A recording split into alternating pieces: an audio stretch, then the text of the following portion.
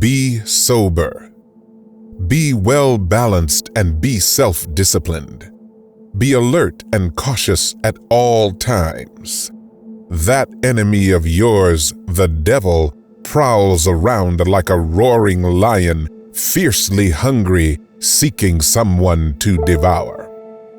That's the word of God according to 1 Peter chapter 5 verse 8. There's an old saying, when it rains, it pours. Have you ever felt like that? Have you ever felt like there's something going on in your life and it's deeper than what your eyes can see? Have you ever felt like there's something going on in your family or in your household that doesn't seem natural? Like there's some other force at work because it's one thing after another. It's attack after attack. It's battle after battle. From another perspective, have you ever felt like when things are going wrong at home, they tend to carry over in other areas of life? It's like when something is going on with your kids at home and it affects your work. Or when something is going on in your marriage and it affects your interaction with your kids. Or if something is going on at work and it affects all of the above. It quickly becomes apparent that all of these things are interconnected, and it also reminds us that if the devil can get a foothold in one area, then he has gained a foothold in all of these areas. The devil is trying in an unprecedented way to destroy families today. He wants to disrupt the family system and order. Satan knows that if the Christian family is intact, if the Christian family is working in one accord, then it's one of the strongest weapons against his deceptions. From the day that Satan spewed his lies to Eve, he was in the process of disruption. In order to maximize his deception, he approached Eve when she was alone. He approached her when she was separated from the family unit. And he did this because a divided family is easier to conquer. The devil is in the business of sowing discord and division in our homes. He's in the business of causing senseless fights and conflicts. The devil is in the business of causing husbands' hearts to stray away from their wives, and vice versa. He wants the hearts of wives to stray from their husbands. The enemy is in the business of causing children to be rebellious and to have a complaining spirit. Satan wants to destroy our households because he knows that a spiritually weak home is the easiest way to take us away from God. He's not new at this. He's been at it for a long time. The strategy of Satan is to attempt to divide and conquer the family. Immediately after that, he instigates destruction between the same family members.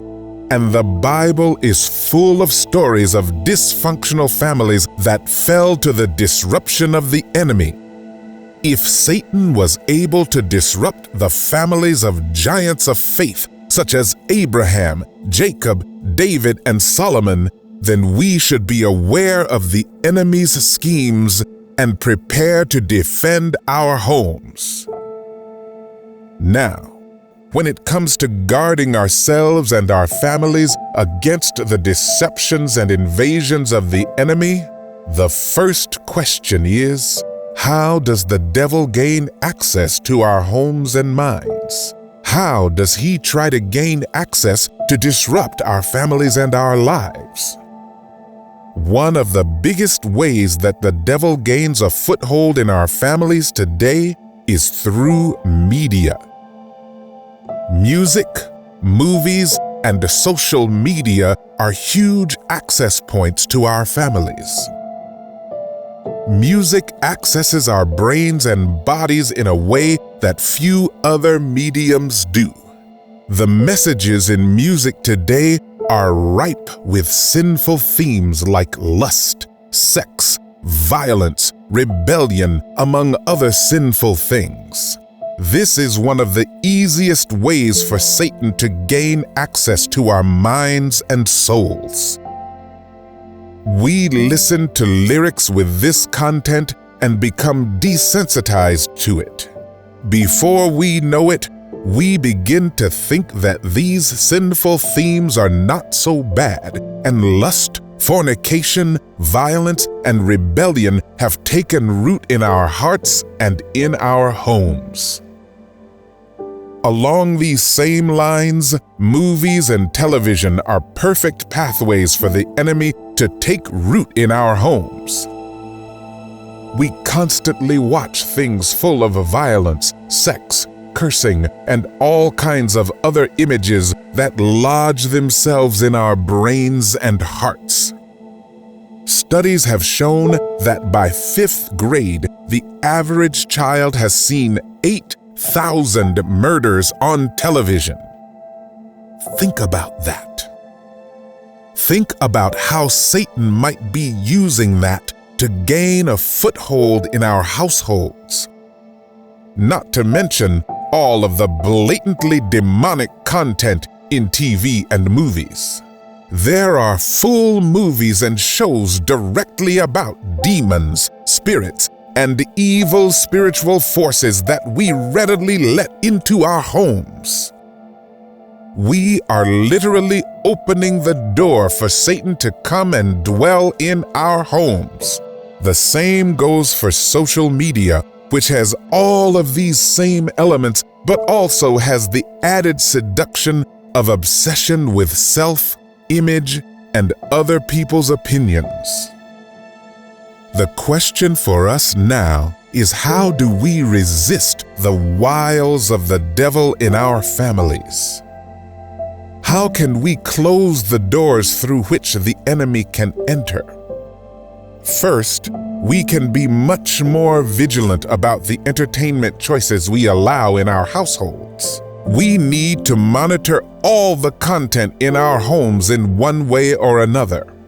An additional strategy when it comes to safeguarding our homes and families is that we should cultivate regular family worship and devotional time together.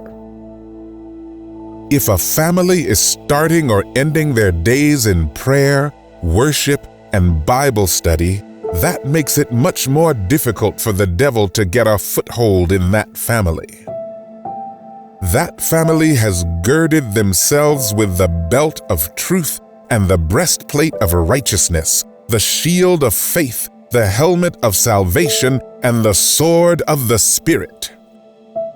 Taking up this armor of God in our families is what will guard them against the deceptions and temptations of the enemy. Let us put on the armor like spiritual warriors. Let us guard our homes from the enemy. Let us resist the devil, and he will flee from us.